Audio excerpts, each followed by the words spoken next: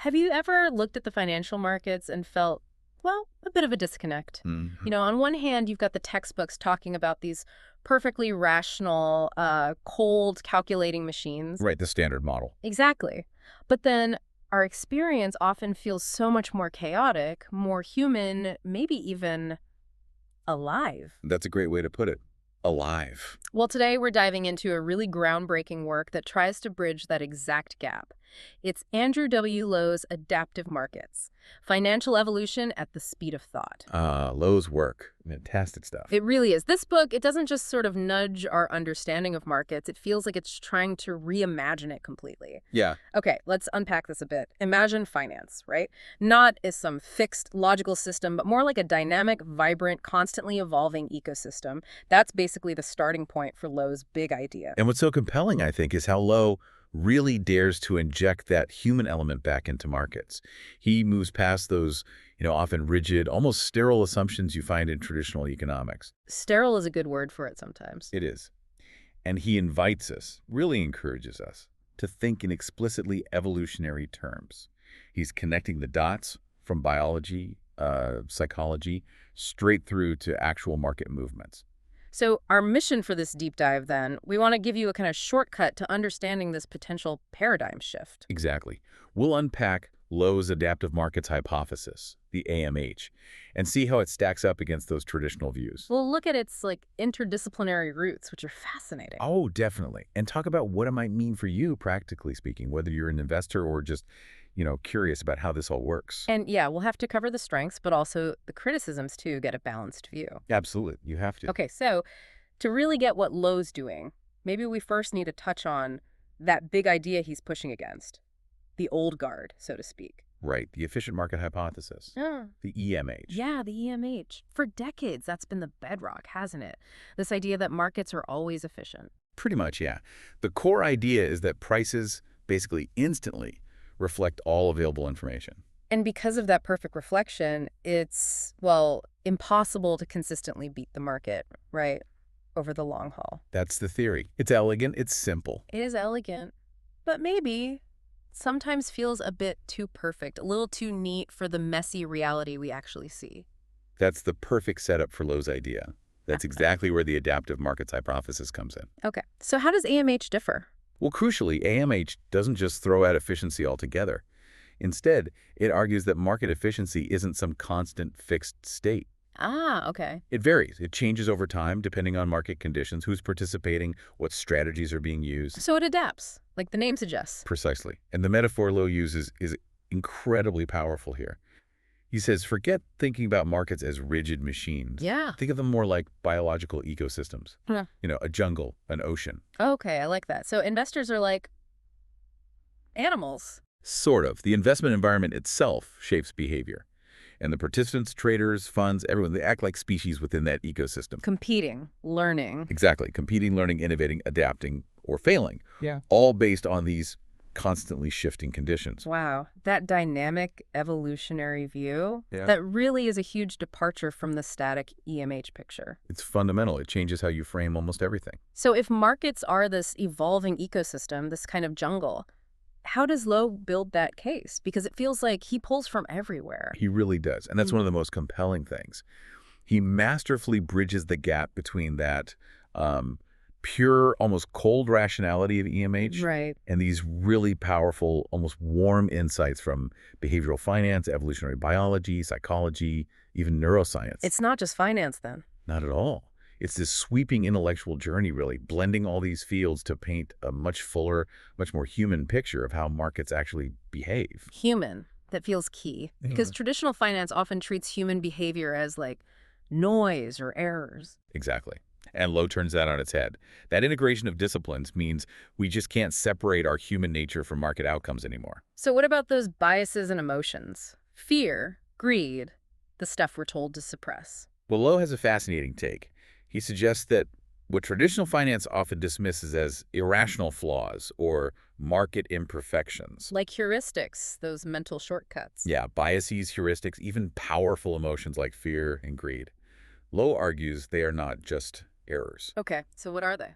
He suggests they're actually adaptive tools, things that develop through natural selection to help us survive. Whoa, Adaptive tools, so fear isn't necessarily bad. Think about it. Our ancestors needed quick emotional responses. They needed mental shortcuts to navigate dangerous, uncertain environments. That flash of fear saved lives. Okay, that makes sense in like a savanna context. Right. So Lone suggests that surge of fear you feel during a market crash. Don't just see it as an irrational flaw you need to crush. See it as a primal alarm system. Now, the key insight isn't to blindly obey it, but to question it. Ask yourself, is this alarm truly signaling danger in this specific market context? Or is it maybe an outdated reflex misfiring? Ah, okay. That shifts the whole internal conversation, doesn't it? From I'm being irrational to, To what is this response trying to tell me, and is it actually relevant right now? It's about understanding the evolutionary purpose, yeah, even if it needs calibration from modern markets. it's a really profound reframing. So if our emotions have purpose and investors are like these adapting species, how does this actually play out, Yeah. in the real world of investing? What does it mean for strategy? Well, it leads directly to this core principle, adapt or perish, but applied to investment strategies. Okay. Lies details how investors, institutions are all constantly learning, evolving, tweaking their approaches because the market conditions keep shifting. So a strategy that worked last year might not work next year. Exactly.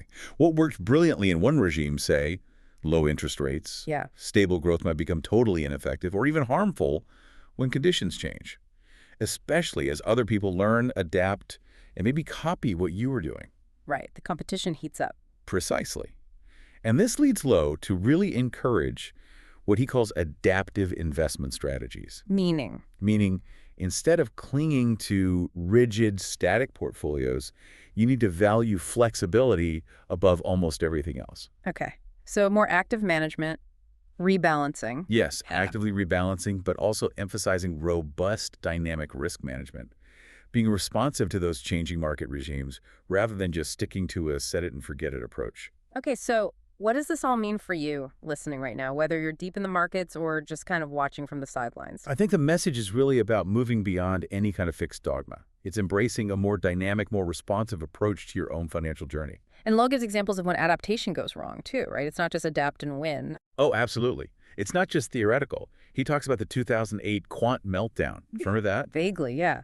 Lots of complex strategies blew up. Right. Many of those super sophisticated quantitative strategies were designed to be incredibly adaptive, but maybe too adaptive, and only to a very narrow set of historical conditions. Ah, So when the underlying market structure just abruptly shifted during the financial crisis, these hyper-adaptive models didn't respond rationally. They actually amplified the sell-off, creating this terrible cascading effect. wow. So they adapted themselves right into a disaster. In a way, yes. It was a really stark lesson that adaptation needs to be careful. It needs to be understood within the broader context.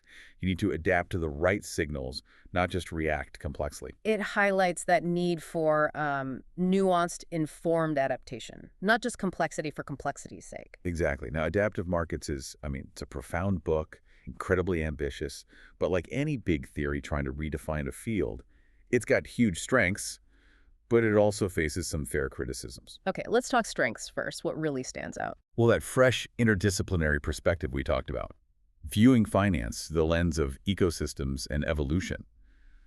It just feels so relevant today, doesn't it, with markets changing so fast. It really does. It feels more grounded in reality somehow. And it offers this really thought-provoking framework, a compelling alternative to the more rigid theories by putting adaptability, behavior, and context right at the center. Yeah, and I found the book itself, despite the, academic depth, surprisingly engaging. Agreed. Lowe's writing is fantastic. He weaves in personal stories, psychology, biology, complex finance, but keeps it lively and pretty approachable. Makes intricate ideas feel, well, digestible. Plus, it doesn't feel purely academic. There are actionable insights, right, for people actually managing money. Definitely. Yeah. It prompts this fundamental shift in thinking, valuing flexibility, managing risk dynamically, rethinking purely passive strategies when the environment is clearly changing. It pushes us to be smarter about how we adapt. Okay, but that brings us to the flip side, the critiques. No theory is perfect, especially a newer one. Right. And this raises that important question. How do you weigh these profound insights against maybe current practical limitations? So what are some of the main criticisms? Well, for some readers, the sheer breadth is a bit much. All the background on psychology, biology, history. While fascinating, some feel it can be a bit tangential, maybe overextended from the core finance argument. Like, get to the point already. Kind of, yeah. Huh. It's a deep dive into everything, which might test the patience of someone looking purely for financial strategy. I can see that. And you mentioned scope earlier. Does it sometimes feel like it overreaches? That's another critique. Some feel the closing chapters, where Liu discusses broader societal goals like, curing diseases. Wow, really? Yeah, noble goals, obviously. But some argue it kind of dilutes the focus from the main financial thesis. Maybe a bit too visionary for some tastes. Okay. And what about the academic side? How does it compare to EMH in terms of rigor? That's a key point. AMH, while incredibly promising conceptually, is still relatively young. It doesn't yet have the same mathematical precision or the easily testable models that EMH, for all its flaws, does possess. Ah, so EMH gives you equations you can test. AMH is more a framework. Currently, yes. EMH offers clear mathematical predictions. AMH is, right now, more of a powerful way to understand market dynamics rather than a precise predictive tool. Which means its practical applications might feel a bit conceptual. Exactly. More conceptual than, say, offering concrete trading rules or a step-by-step playbook. And because of that, some readers found it maybe too theoretical, more academic than directly actionable if you're looking for specific strategies today. So it's changing your mindset, not handing you an algorithm. That's a great way to put it. But despite those critiques, it sounds like the financial community, broadly speaking, sees real value here. Oh, definitely. The reception acknowledges its significance. You see it reflected in places like Reddit discussions, for instance. People often highlight AMH's appeal as just a more dynamic, more realistic way to think about markets. Any specific examples jump out? Yeah, one user put it nicely. Unlike the efficient market hypothesis, AMH suggests that market efficiency varies through time and is dependent on changing conditions, investor behavior, and structural changes. That really nails the core difference. Markets aren't static. That makes sense. Captures that variability. And another user perfectly summarized that adaptive insight we talked about. What works doesn't always work forever. Yeah. You need to have an adaptive mindset. As soon as someone starts kick-ass doing something, everyone else starts doing it. And that always causes reduced efficacy of any strategy. That's brutally honest, but true. That competitive erosion. It gets right to the heart of Lowe's ecosystem idea. It's that constant competitive pressure that drives adaptation and erodes easy profits. So putting it all together, who is this book really for? Who's the ideal reader? Based on our dive, I'd say it's definitely for you. If you're hungry for a really bold, expansive look at market behavior that goes way beyond the old static models. If you're okay with thinking bigger picture. Exactly. If you're a finance pro or just an investor who's open to blending those behavioral insights with traditional theory, you'll likely find it incredibly rewarding. And academics too, presumably. Oh, absolutely. For scholars looking for a comprehensive, interdisciplinary framework for finance dynamics, it's becoming a really foundational text. But it's important to remember, like we said, it is an expansive read. It's cerebral, dives into biology, history. Right, so if your main goal is finding like a prescriptive trading guide or a quick fix strategy, this probably isn't it. It might feel more theoretical than immediately actionable in that sense. It's not giving you the fish. It's teaching you about the whole ocean. That's a perfect analogy. Uh-huh. It's offering a profoundly new way to think about the whole system, about risk, about behavior, about your own role within this ever-evolving financial ecosystem. Okay, so wrapping up then, adaptive markets. It's clearly a thought-provoking, ambitious, maybe even essential work. I'd say essential, yeah. It truly dares to humanize markets in a way few theories have, pushing you to think in these evolutionary terms. To see finance not as a fixed machine, but as this constantly changing living ecosystem. And its impact isn't about quick wins or simple formulas. Not at all. It's for anyone who really wants to understand how markets truly breathe, adapt, and endure over the long haul. And crucially, how our own human nature is just completely inseparable from that whole story. So here's a final thought to leave you with. If markets really are these living ecosystems, always adapting, what does that truly mean for our own long-term strategies? Not just in finance, maybe, but in life. Is the biggest risk actually failing to adapt ourselves, even when the old ways, the tried and true, seem to be working just fine? That's a deep question. And maybe even harder. How can we get better at anticipating that next evolutionary shift instead of just reacting after it's already happened? Something to chew on, maybe far beyond the world of finance.